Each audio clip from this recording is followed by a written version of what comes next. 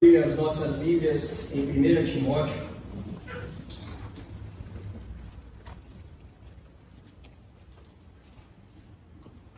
capítulo 4.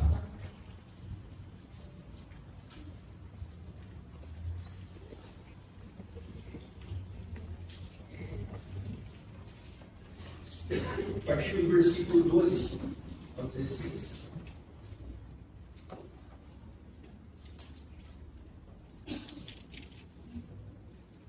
Ninguém o despreze por você ser jovem, pelo contrário, seja um exemplo para os fiéis na palavra, na conduta, no amor, na fé, na pureza.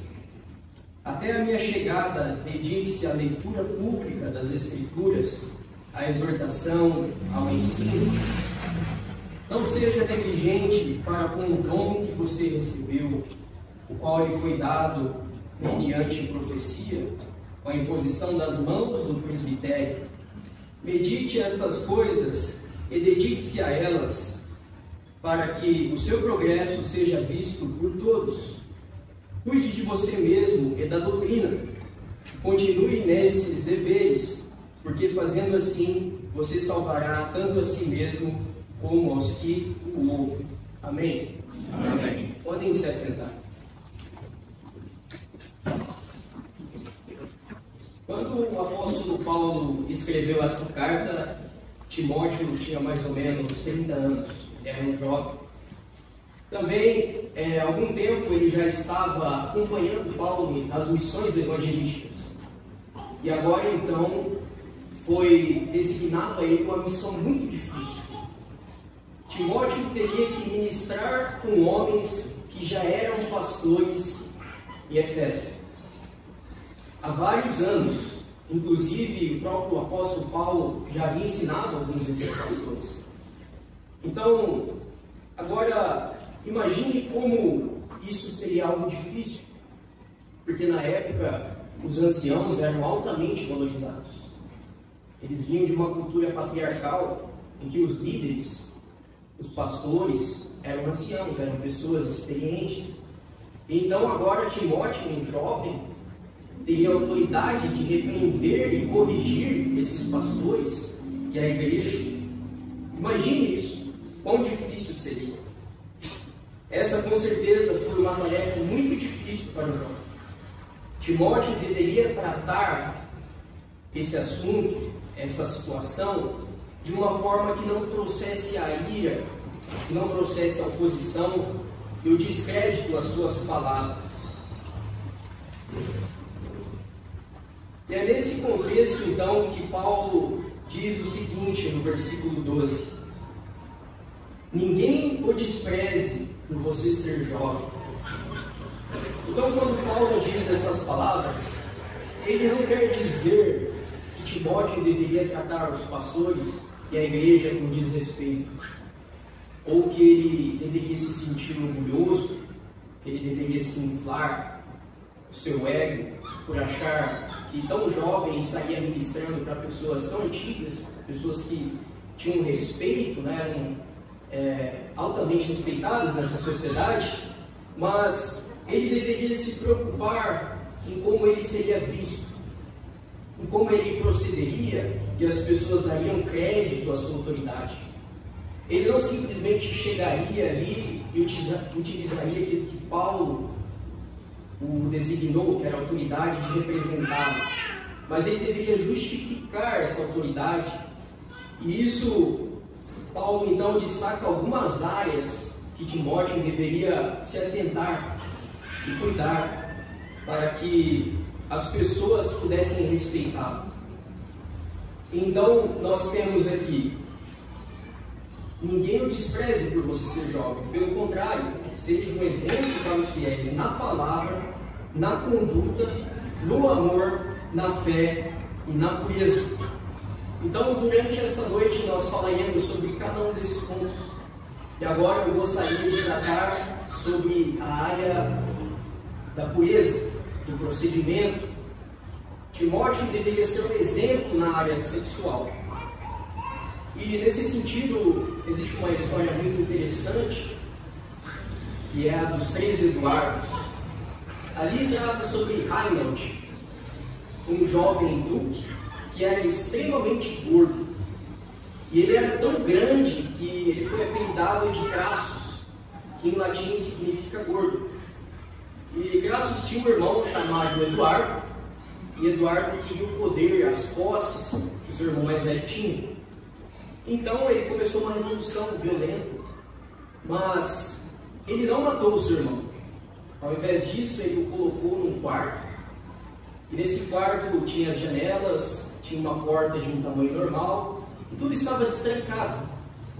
Só que Crassus era tão gordo que ele não passava pela janela ou pela porta. E então Eduardo falou assim para Crassus: olha, se você conseguir sair desse quarto, então eu vou te devolver as suas posses, o seu poder.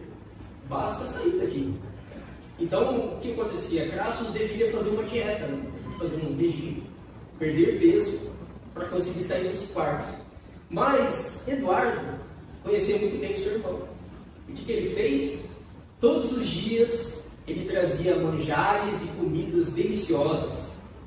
E o seu irmão Crassus se empanturrava de comer. Então, ao invés dele emagrecer para conseguir sair, a cada dia ele ficava mais gordo. Então, durante 10 longos anos isso aconteceu. E Crassus então teve a sua saúde debilitada, destruída por causa desse costume que ele tinha. Então, quando Eduardo foi morto, Crassus tinha liberdade, mas ele não havia mais vida. Ele estava doente, portanto, pouco tempo depois, ele morreu. Timóteo poderia ser como Crassus e morrer como um jovem cristão e pastor da igreja. A vida dele já não estava fácil como jovem, porque a cidade de Éfeso era conhecida por uma grande promiscuidade sexual, uma grande imoralidade. Então Timóteo sofria várias tentações, além de que também ele teria que admoestar, ele teria que corrigir e pastorear a igreja e os líderes mais antigos. Tudo que eles esperavam era um escorregão, que ele pudesse falhar, que ele pudesse cair e que as pessoas pudessem dizer: olha lá, aquele jovem que Paulo designou como pastor da igreja, tem condições dele liderar? Tem condições dele falar pela palavra de Deus? Portanto, o seu procedimento e a sua pureza eram muito importantes para ele manter esse respeito. Jovem, isso é exatamente o que Satanás espera ansioso que você faça.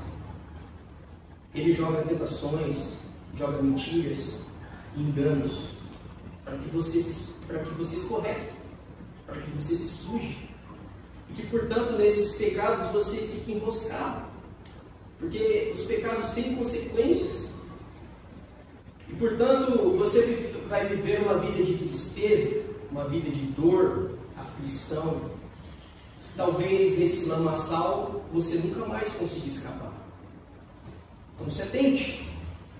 A cultura hoje diz que a juventude é para os prazeres, a meia-idade para os negócios e a velhice para a religião. Mas a palavra de Deus diz que a juventude, a meia-idade e a velhice são todos para a glória de Deus. Amém. Onde estão os jovens da nossa geração? Onde estão aqueles que Deus dotou de vigor e saúde? As baladas, os bares, as ruas, as festas estão cheias. Estão sendo incentivados a viver o agora e perdem cada vez mais a noção do tempo, principalmente em relação à eternidade. A sociedade alimenta os seus vícios, seus egos, sua imaturidade. Olham para si nos espelhos, mas não se encontram. Sentem um vazio, uma falta de sentido e propósito da vida. Vagam pelas vaidades desta vida sem saber a própria identidade. Nossos jovens estão sedentos por um propósito. Precisam de direção, precisam de maturidade, precisam de uma igreja forte que os ajude a vencer o mal. Porque somente através da graça maravilhosa de Deus e a capacitação do Espírito Santo nós podemos vencer o maligno. Timóteo era jovem e por isso algumas pessoas em Éfeso estavam inclinadas a desprezá-lo. Mas Paulo o desafia a se erguer pela graça de Deus como um modelo espiritual para os fiéis.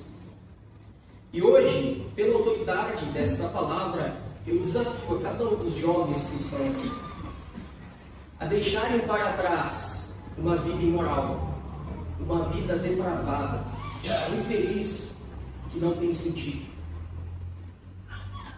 Que você reconheça o seu pecado e se arrependa e entregue sua vida por completo a Cristo. Ele o colocará num caminho de vida, num caminho de paz, esperança e alegria. Ele dará sentido, valor, propósito ao seu caminho. Simplesmente e somente creia e será salvo. Jovem, não deixe o seu ego e os prazeres dessa vida obscurecerem sua visão. Você pode ter uma boa oratória, você pode ter um amplo conhecimento, uma inteligência de peso. Também você pode ter uma boa condição financeira e ter a possibilidade de realizar tudo aquilo que você deseja, os seus sonhos. Mas essas coisas são passageiras, essas coisas são corruptíveis. Um dia elas acabarão. Se você não der o exemplo, se você não der um procedimento correto, se você não for conforme os padrões de Deus, então as pessoas te desprezarão e o próprio Deus te acusará. Paulo orienta: sede meus imitadores, como eu sou de Cristo, em contraposição aos falsos cristãos e mestres, pois eles professavam, eles falavam de Deus, mas o negavam por suas obras. O próprio Deus disse: pelos seus frutos os conhecereis. É possível alguém colher uvas de espinheiros ou figos de ervas daninhas? Assim sendo, toda boa árvore produz bons frutos, mas a árvore ruim dá maus frutos. Como você seria conhecido hoje pelos seus frutos?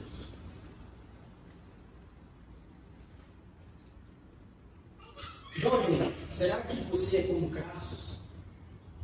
Um jovem insensato, escravo dos seus próprios prazeres e apetites carnais desenfreados?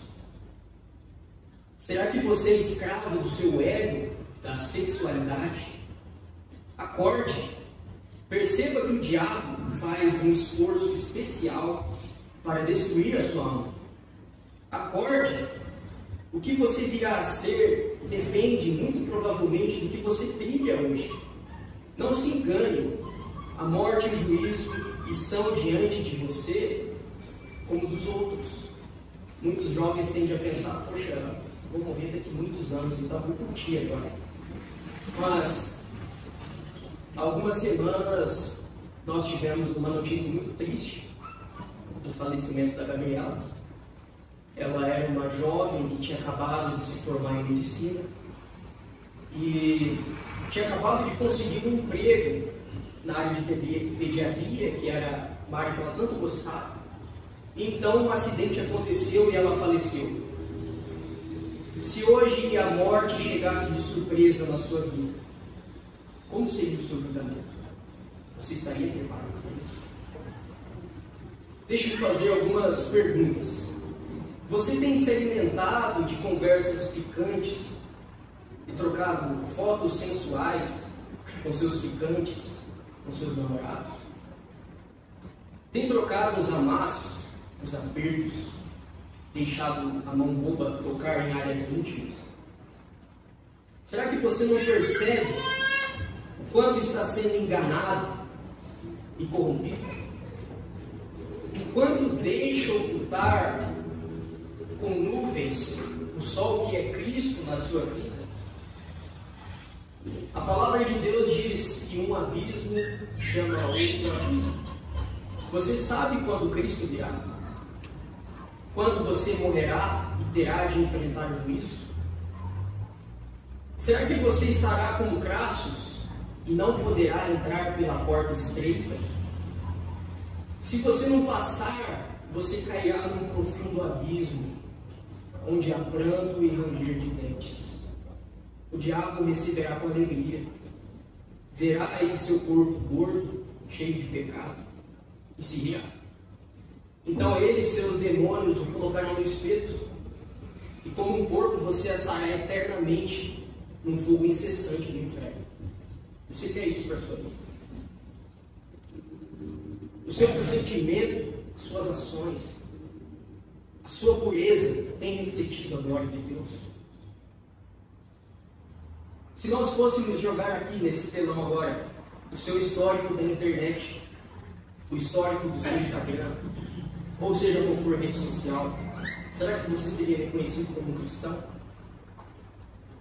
Se nós fôssemos tocar aqui nas caixas de som da igreja, a sua playlist do Spotify, do YouTube, você seria reconhecido como um cristão? Se nós de surpresa chegássemos na sua roda de conversas, na sua roda de amigos, será que nós iríamos nos escandalizar? Será que você seria considerado um cristão? Quem confessa a Deus somente com os lábios, negando em suas obras, contribui para que o nome de Deus seja blasfemado. Não sou eu que julgo você pelos meus próprios critérios, mas a própria palavra de Deus e o Criador te julgarão. E haverão de julgar mais uma vez, uma última vez. E só haverá duas opções: ou você irá para a perdição ou salvação eterna. Mas a verdade é que todos nós pecamos, e neste momento nós podemos nos ajoelhar, nos arrepender e confessar os nossos pecados diante de Deus. Aqueles que podem, fiquem de joelhos.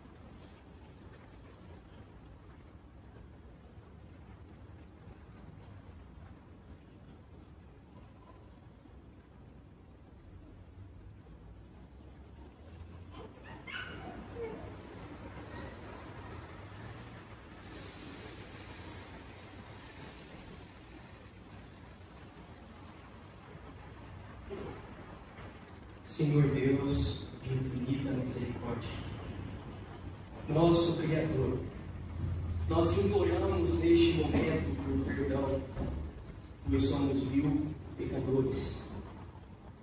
Nós temos a Tua graça à nossa disposição e continuamos a nos vestir com roupas velhas. continuamos a usar odres velhos. Mas, Senhor, tem piedade de nós. Venha nos capacitar com o Teu Espírito Santo para dificuldades, vencer as tentações, que nós possamos, Senhor, em todas as fases de nossa vida, Te representar e Te glorificar. Que nós sejamos conhecidos como verdadeiros cristãos. Que nós tenhamos o revestimento da Tua Palavra e do Teu Espírito Santo. Que nós tenhamos essa autoridade e que as pessoas não venham poder nos julgar como aqueles que não servem a Deus corretamente, como aqueles que blasfemam o nome do Senhor, mas que eles nos reconheçam como fiéis, que portanto, Senhor, nós sejamos luz do mundo e sal da terra, que nós venhamos proclamar o Teu Evangelho, que nós venhamos com as nossas vozes alçar a Tua Palavra e a salvação até os confins da terra. Nós pedimos, Senhor, que transforme a nossa vida. Nos ajude, Senhor, a sair desse lamaçal do pecado, a sair deste abuso. Que nós possamos ver a Tua luz e segui-la até ao fim de nossos dias. Em nome de Jesus. Amém. Amém.